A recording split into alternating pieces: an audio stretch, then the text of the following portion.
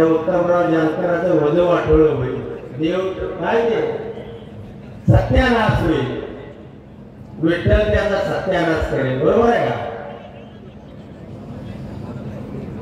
मित्रांनो? विठ्ठल आमची काळजी घेईल, आमच्या पाठीमागे उभा राहील, तोही आमचा देव आहे, आमचा देव असेल, बंडोबा असेल, आमचा महादेव असेल, हे आमचे देवच आहे. तुमच्या पक्षामध्ये आला की लगेच राम, आणि पक्ष सोडला की तो दहशतवादी, ती गुंडगिरी, तो लगेच जाऊन इब्राहिम होतो. सत्तेवरती येताना तुम्ही लाखो लोकांचे घोटाळेबाज आहे, त्या सगळ्यांचा पैसा आणायचा आणि गोरगरिबाला वाटायचा आहे. आपल्या राज्यात एक माणूस लावला 77,000 कोटीचा घोटाळा झाला. आदल्या दिवशी कावळा होता, सगळ्या महाराष्ट्राला लावून लावून उरलेला चुना त्या कावळ्याला लावला आणि त्याचा बगळा केला. पांढरा शिवता बगळा आता मतदार रुपये मासे भडकतोय. ज्या वेळेला पवार साहेब याचे मुडदे पडतील त्यावेळेला तुम्ही मतदार रुपये माशाने ते इचून इचून इचून खायला. मित्रांनो, निश्चितपणाने नेतृत्व हे नेतृत्व असतं. कुणी आयरा गैरा नटू कायना फुटून गेला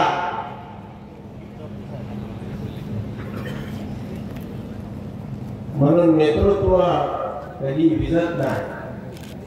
मला वाटतं सत्तेपेक्षा पवार साहेबांना ही लढण्याची जिद्द, विरोधी पक्षामध्ये राहून त्या सर्वसामान्य माणसाचं दुःख, त्याला सत्तेमध्ये मजा येत नाही. गेले 5 वर्षापूर्वी 50 माणसं फुटली होती.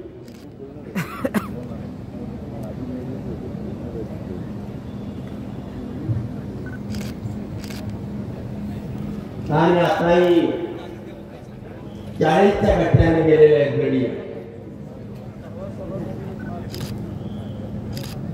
मित्रांनो, एवढी दहशत मी माझ्या आयुष्यात पाहिली नाही.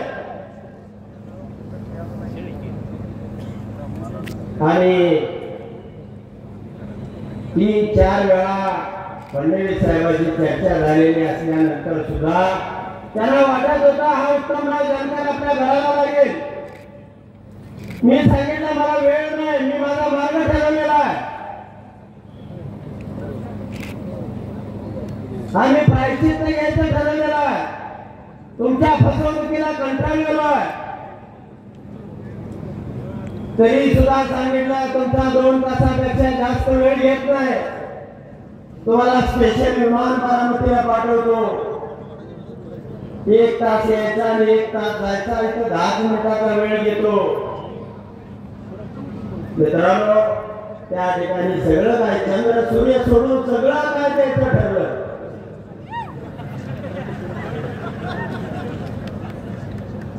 काय राखलं?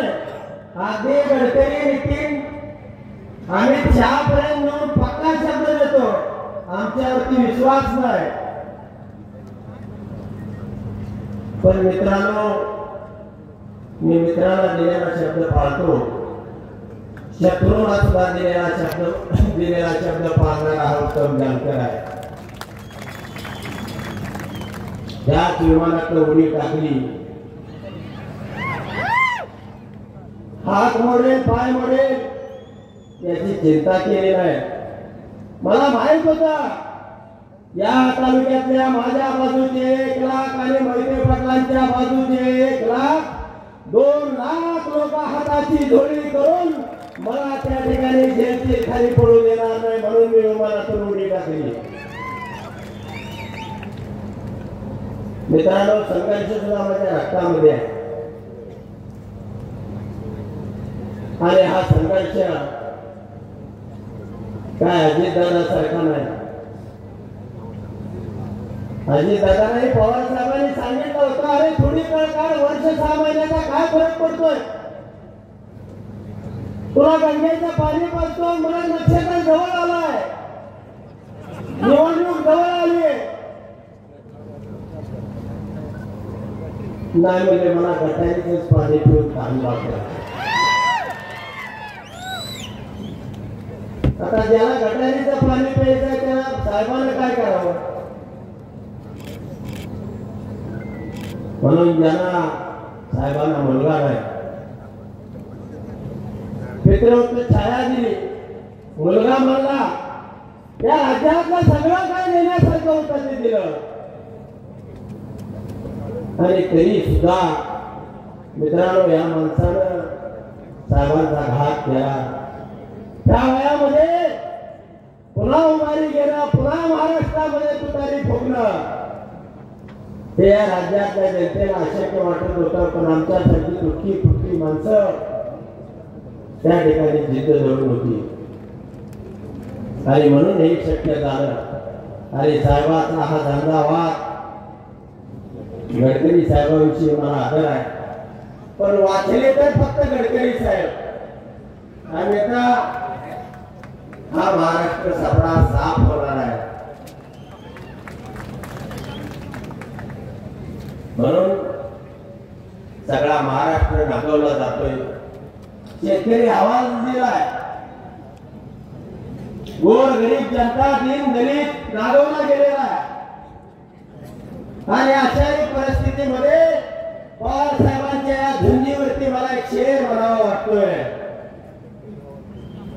सब कुछ जल गया है अब बचाए क्या है, सब कुछ जल गया है अब बचाए क्या है, पवार साहब आप है तो जलाई क्या है, जलाई क्या है.